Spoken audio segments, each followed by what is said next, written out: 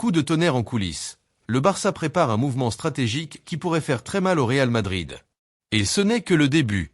Le sort d'Eric Garcia est désormais scellé. Hansi Flick annonce des changements majeurs en conférence de presse. Et pour le Classico, un événement inédit. Un maillot exclusif signé Travis Scott mêlant football et culture pop. Et ce n'est pas tout. Jules Koundé prend enfin la parole et adresse un message fort aux supporters. Accrochez-vous, ça va secouer. Abonnez-vous, laissez un like et activez la cloche pour tout suivre du monde Blaugrana. Le Barça ne brille pas seulement sur le terrain, il continue de surprendre aussi en dehors. La dernière preuve. Le nouveau maillot spécial du Classico face au Real Madrid. Mis en vente en ligne ce vendredi, ce maillot unique s'est écoulé en moins d'une heure. Un succès fulgurant qui montre toute la passion des supporters Blaugrana. Ce nouveau maillot survitaminé fait partie de la collaboration avec Spotify. Cette même collaboration qui nous avait déjà offert les maillots emblématiques de Drake ou encore des Rolling Stones. Cette fois-ci, c'est le célèbre rappeur américain Travis Scott qui a eu l'honneur de voir son logo emblasonné sur la poitrine des Blaugrana pour ce Classico historique. 4 versions du maillot ont été dévoilées, 2 pour hommes et 2 pour femmes, avec une édition limitée vendue à 399 € et 99 centimes d'euros pièce. Celles-ci ont été éditées à seulement 1899 exemplaires, et se sont littéralement arrachées. Il y avait même une version ultra exclusive dédicacée par les joueurs, vendue à 2999 € et 99 centimes d'euros et limitée à seulement 22 exemplaires.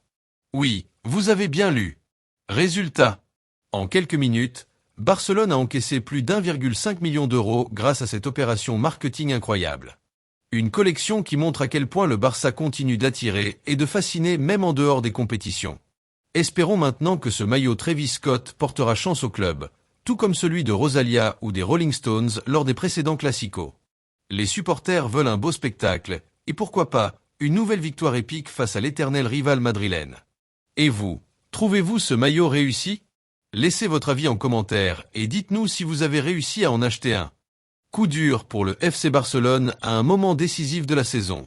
Le défenseur français Jules Koundé, pilier de la défense catalane ces dernières semaines, s'est blessé à la cuisse gauche.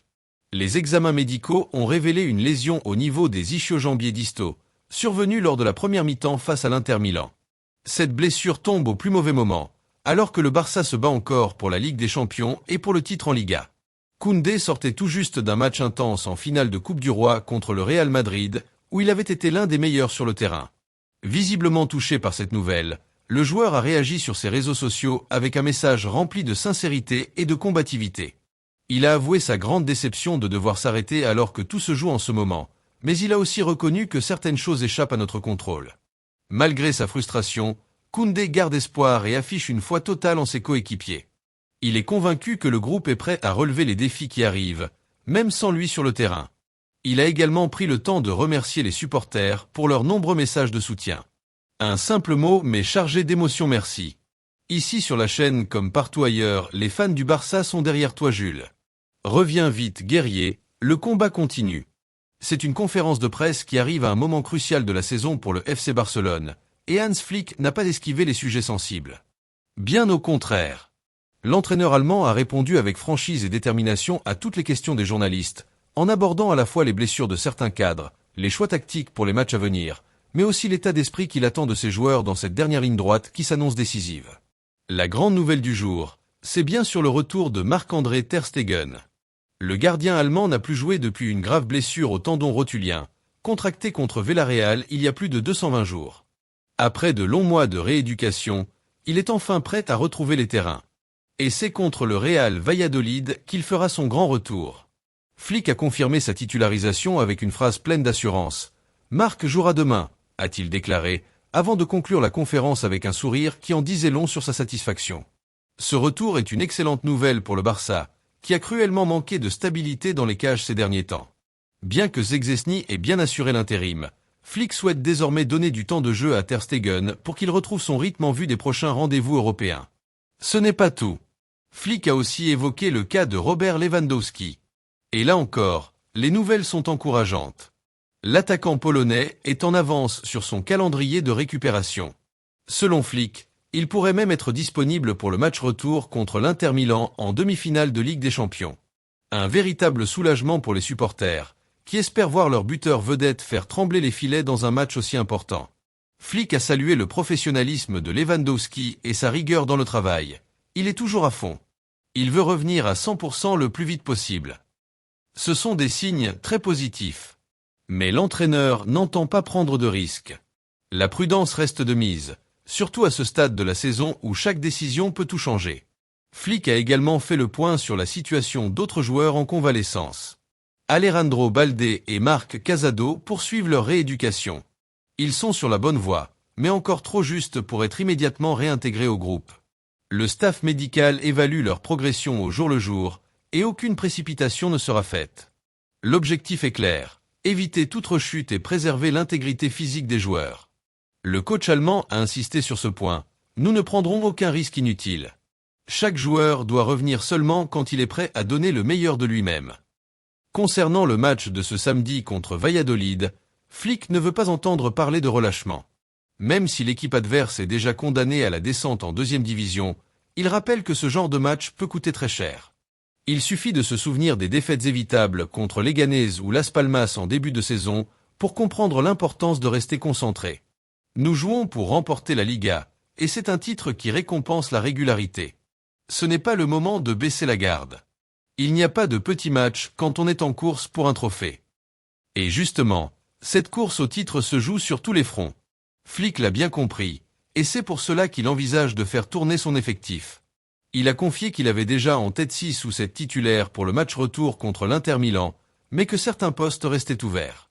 Les performances contre Valladolid pourraient donc influencer ses choix. L'équipe qui débutera mardi ne sera pas nécessairement la même que celle de ce week-end. Tout dépendra de l'implication et du rendement de chacun. Flick a d'ailleurs tenu à rappeler qu'il vit dans le présent. Il ne se projette pas trop loin.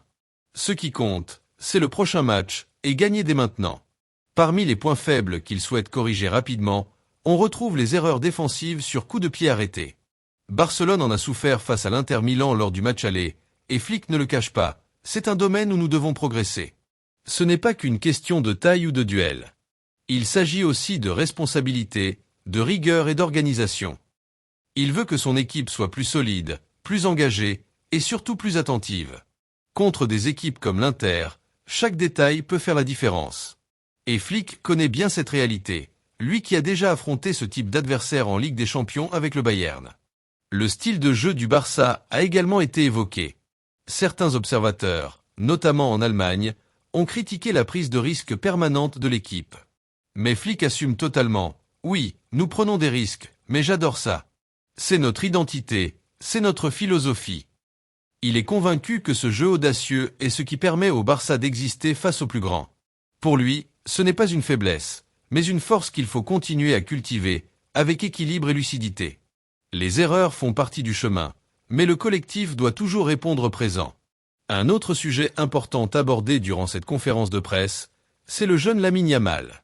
À seulement 17 ans, l'ailier catalan impressionne par sa maturité, son talent et sa régularité. Flick ne tarit pas d'éloges à son sujet. Il sait ce que j'attends de lui et il travaille pour progresser. Nous sommes très contents de ce qu'il apporte à l'équipe.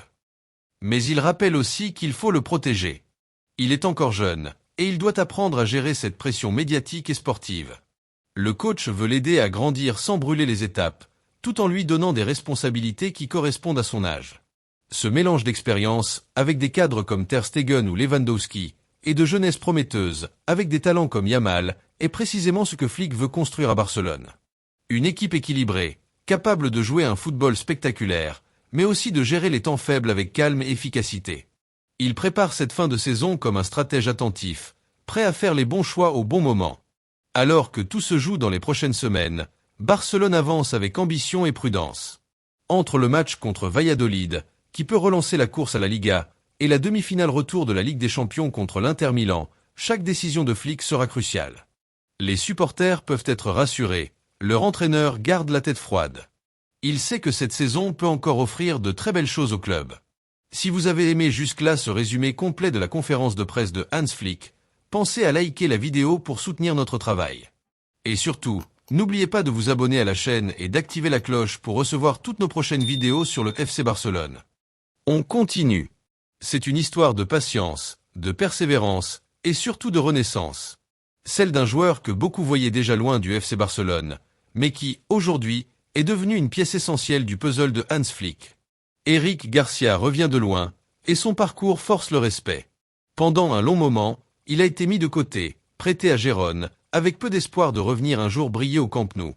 Sous Xavi, il n'avait plus sa place, et son avenir semblait s'écrire loin de Barcelone. Pourtant, le destin en a décidé autrement, et aujourd'hui, le vent a tourné pour le jeune défenseur espagnol. Eric Garcia a su profiter de la moindre opportunité pour montrer qu'il avait encore beaucoup à offrir au Barça. À Gérone, il a impressionné tout le monde par sa rigueur, sa capacité à lire le jeu et son intelligence tactique.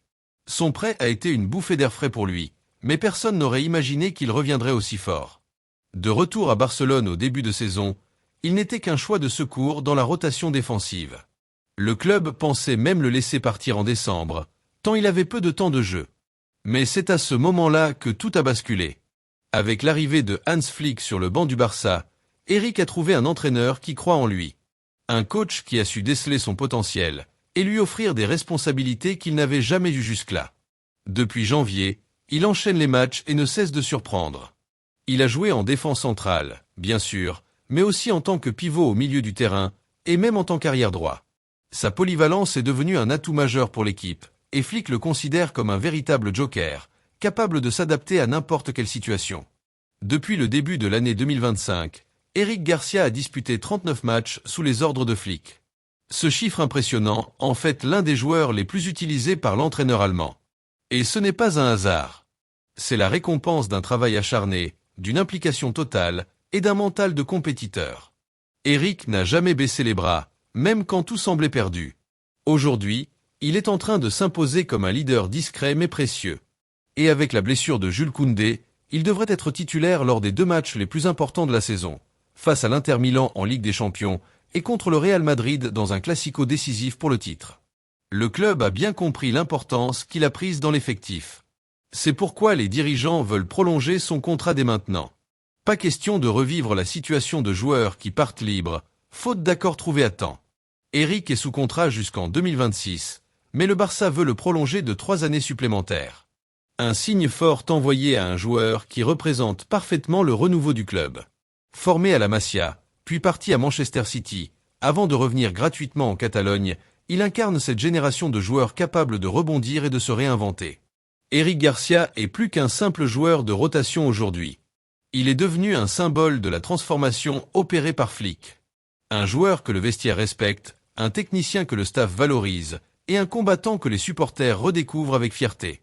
Il voulait réussir au Barça, et il est en train de le faire avec brio. Si son évolution continue sur cette voie, il pourrait bien devenir un pilier de la défense blaugrana pour les années à venir. Alors que les yeux du monde du football sont braqués sur les talents émergents d'Amérique du Sud, une nouvelle pépite argentine fait parler d'elle. Et cette fois-ci, les géants espagnols sont en alerte totale.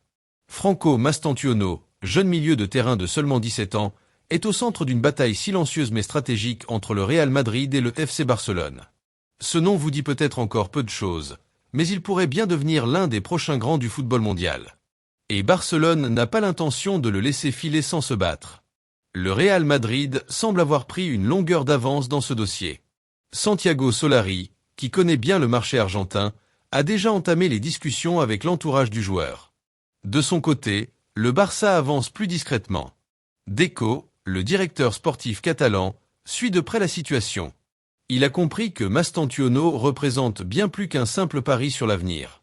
C'est un joueur rare, doté d'un talent brut, d'une grande maturité et d'une intelligence de jeu qui attire tous les regards. Franco Mastantuono a récemment fait parler de lui lors du derby mythique entre River Plate et Boca Juniors. Un match tendu, un public bouillant, et c'est lui qui offre la victoire aux siens sur un superbe coup franc. Ce genre de moment révèle les joueurs faits pour les grandes scènes. À seulement 17 ans, il totalise déjà plus de 50 matchs professionnels avec River Plate. En 2025, il affiche 4 buts et 2 passes décisives en seulement 13 apparitions. Une régularité impressionnante pour son âge, et un potentiel que personne ne remet en doute. Le Barça ne veut pas revivre les erreurs du passé. Laisser filer des talents comme Vinicius, Rodrigo ou Endrick au Real Madrid a coûté cher au projet catalan. Cette fois, Deco veut agir. Il sait que Mastantuono coche toutes les cases du joueur moderne. Gaucher, percutant, capable de jouer au milieu, comme sur l'aile ou même derrière l'attaquant principal. Son profil est en parfaite harmonie avec la philosophie de jeu de Hansi Flick, un entraîneur qui aime les joueurs polyvalents, créatifs et capables de faire la différence individuellement. Il est vrai que le Barça possède déjà un joyau à droite en la personne de Lamine Yamal. Mais le club ne voit pas Mastantuono comme un simple ailier. L'idée est de l'intégrer dans des zones plus centrales du terrain, pour profiter de sa puissance de frappe, de sa vista et de sa capacité à casser des lignes avec ses dribbles. Il peut devenir ce lien entre le milieu et l'attaque que le Barça cherche depuis plusieurs saisons. Un joueur capable de dynamiter un match à tout moment. River Plate, de son côté, n'est pas pressé de vendre. Le club argentin connaît la valeur de son joyau et a fixé le prix à 45 millions d'euros. Une somme importante, mais pas irréaliste quand on regarde les prix du marché actuel et surtout le potentiel du joueur.